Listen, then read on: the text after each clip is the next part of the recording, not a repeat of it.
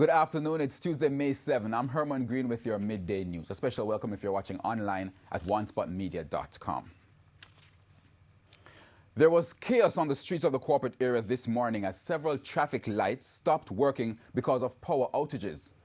The problem stems from industrial action by hundreds of JPS employees. There have been power outages in several areas and the traffic signals are also being affected. Signalized intersections in Halfway Tree, Papine, along Hope, Halfway Tree and Old Hope roads, Trafalgar and Waterloo roads are among those affected.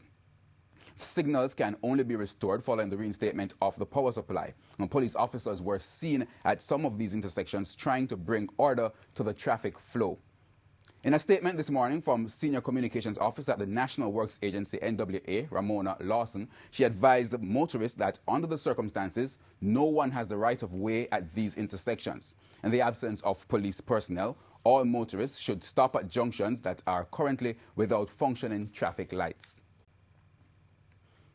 Meanwhile, the JPS says it has put contingency measures in place to minimize disruptions in its operations as it braces for a possible escalation in industrial action by its employees. This follows another breakdown in wage talks yesterday. There were several power outages in Kingston and St. Catherine late last night and early this morning. It comes following reports that a major shutdown is looming with technical and administrative workers and the management of the utility company. Negotiations at the Ministry of Labour hit a snag yesterday after the JPS reportedly presented a wage offer which was rejected by the Union of Clerical, Administrative and Supervisory Employees, UCAS, which represents the workers. The union last night warned that it's now up to the workers to determine the next move. UK's General Secretary John Levy is also calling for the government to intervene in the JPS wage dispute. 3% in year 2. JPS, in this day and age, the lowest offer in the entire island, and 0% on benefits in year 1 and 4% in year 2. It's an insult, it's a disgrace, quite frankly, and I don't know how the workers are going to take this one. And I am again making out a public appeal for the government of Jamaica to see the wisdom of getting involved in this one, because I don't think that the workers are going to take this one lying down. And discussions are currently ongoing between JPS, UCAS at the Industrial Disputes Tribunal, IDT. Meanwhile, the Energy Ministry is encouraging the unions representing technical workers at the Jamaica Public Service Company to address the wage disputes in a timely manner. In a release sent out this morning, Energy Minister Favour Williams said the dialogue between both parties is necessary for the benefit of the country. And we are now joined on the phone by President of the Private Sector Organization of Jamaica, Howard Mitchell. He'll be providing us with the impact on the outages on businesses. Mr. Mitchell, good afternoon.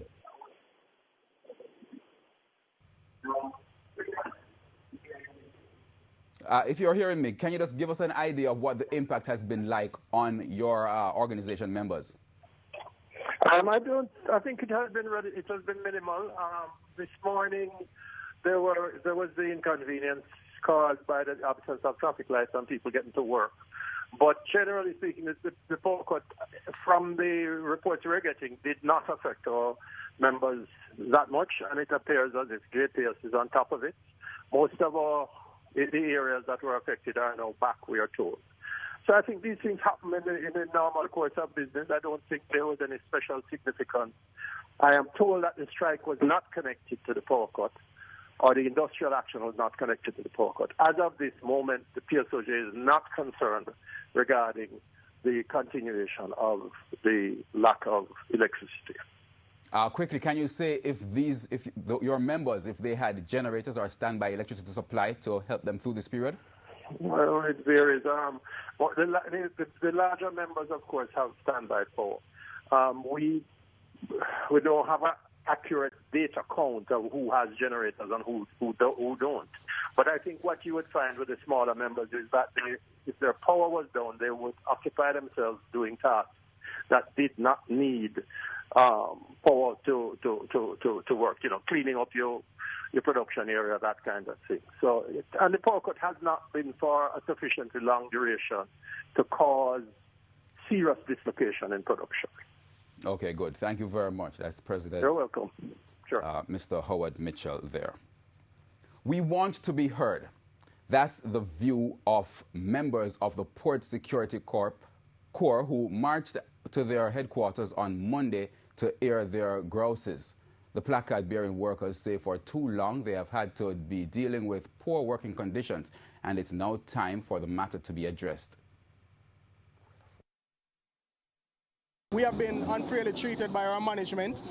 Our pay is very deplorable, and we have a life and death job that every day we look for contrabands and explosives, and at any moment in time an explosive can go off, terrorists can attack us and everything. And we have our L card is poor because our L card is being paid, but we are not able to use the L card. Meal allowance, over 5 years now we don't get petty cash for overtime. Every day they come and they expect us to put out our 100%, and they're only paying us 10%. Now tell me, how can that work? We're tired of it, man. Enough is enough. Opposition leader Dr. Peter Phillips says he has intervened in cases where it's been reported that members of his party are behind in filing statutory declarations of their assets, liabilities, and income. His comment follows the Integrity Commission's latest report, which cited several politicians as being in breach. Dr. Phillips was addressing journalists at a press briefing on Monday. I immediately communicate to the members of on our side who have been thus named to indicate that they need to answer the reports of the Integrity Commission. According to Dr. Phillips, where politicians from his party are in violation, action should be taken against them. I have always urged the Commission, when they feel the matters to be of such moment, that they should act in keeping with the law. The law gives them the power to refer to the DPP, and that they should do so when they see fit, and that in the current instance, with the new National Integrity Commission, they would have the power to institute prosecutions themselves, and I would urge them to do so when they consider it of value. TVJ News understands that 2 men are dead following a confrontation with the police in Duane Park, St. Andrew this morning. It's understood that the incident occurred about 1 o'clock. It's suspected that the men were involved in robberies in Barbican, St. Andrew. The police reportedly intercepted their vehicle in Duane Park, where an alleged shootout occurred. The police say a firearm was recovered from one of the men. It's understood that 3 persons turned up claiming that they were robbed by the men. 155 cases are down for trial in the St. Anne Circuit Court. This was announced at the opening of the Easter session yesterday. Of the 155 cases, 38 are for murder charges, 42 sexual matters, 34 circuit matters, and 41 gun court matters. Trial Judge Justice Palmer Hamilton will preside over the proceedings over the next 4 weeks. In her introduction, she congratulated the JCF for the 20% reduction in murders over the last quarter. She also says she will try to significantly reduce the number of cases listed. Senior attorney Ernest Smith says even though the number of cases is high, he believes it can be reduced.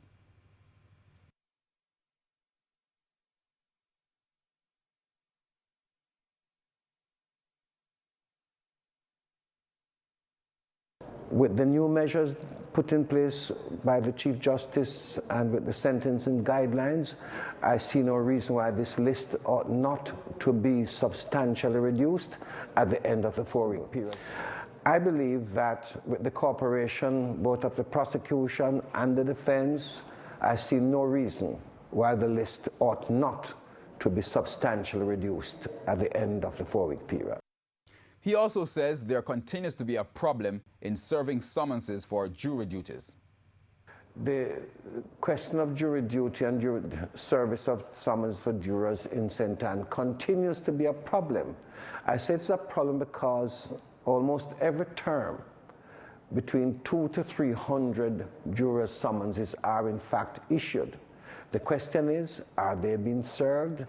I've always entertained the view that the persons charged with the responsibility of serving the summonses, they are not doing so. As to why they're not doing so, I have some reasons, but they are not for airplay. Residents of Montego Bay, St. James are calling for more social intervention programs to be included in the new state of public emergency in that parish. Mayor Homer Davis says the St. James Municipal Corporation will be partnering with other stakeholders to address that issue, but says the communities also need to come together to help. So I would appeal to those who are listening that, you know, if you can make the difference, you can make the start, you can make the change by just showing your neighbors how much you care. He was addressing the inaugural Your Mayor Speaks in Samshap Square recently. He also suggested that the main focus should be on the youth. But I'll make a special appeal also to the boys. Our boys need help. Communities need to get together to see how we can rescue some of our young men, because most of the problems that we are encountering is because of the behavior of our young men. We need to sometimes move from the sanctuary, the comfort of our sanctuary, and goes into the community and have these community interactions, these community outdoor meetings, and have discussion with some of these young people. Sometimes it's not a case that they don't want to attend the church, but they have a different way of doing things, and sometimes we have to understand the way they like to do things and work with them. There is more uncertainty surrounding the future of the problem-plagued Fly Jamaica Airways, with TVJ News receiving confirmation that the Jamaica Civil Aviation Authority, JCAA, has suspended the company's air operating certificate. In an interview with our news center yesterday, Director General of the JCAA, Nari William Singh, said action was taken as Fly Jamaica has not been operating for some time. The company ceased operations in March. The JCAA Director General explained that regulations stipulate that if an airline does not operate for a certain period of time, its air operating certificate can be suspended.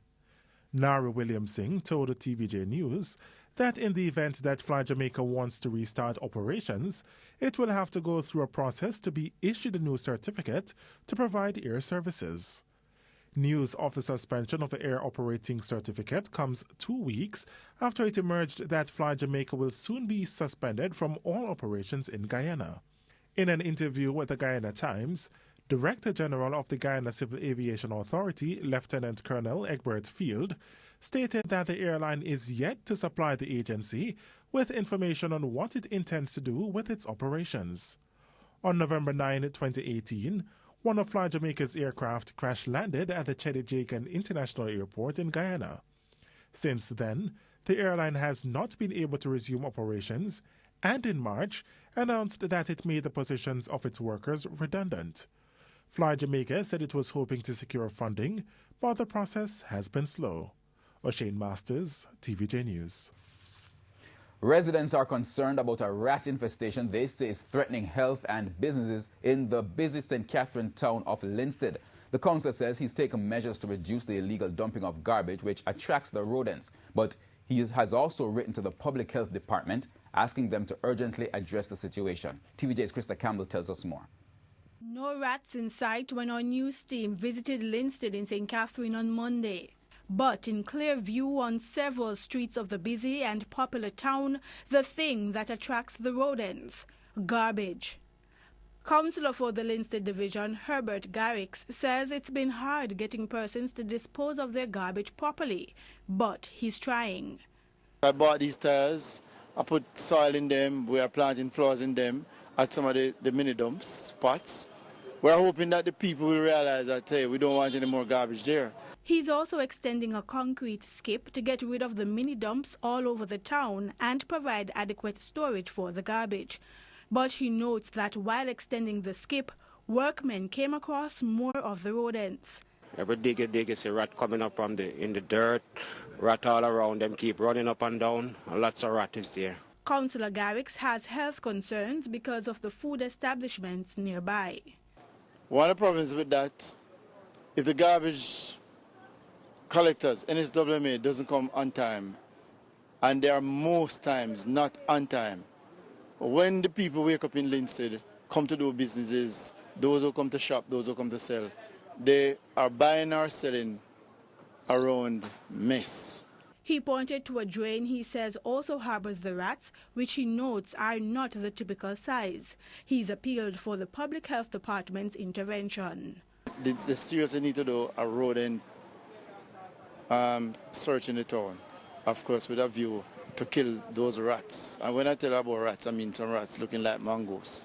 The rat them here, man, I tell them kill we in the daytime. Them a lick up our foot like they want to run away off a stand. Yeah. The rat them big like a man. Honestly. The councillor says he's asked the National Works Agency and the Municipal Corporation to have the drain cleaned as soon as possible. Krista Campbell, TVJ News. And that's the Midday News. I'm Herman Green. Join us at 7 for Primetime News. On behalf of the News, Sports and Production teams, good afternoon.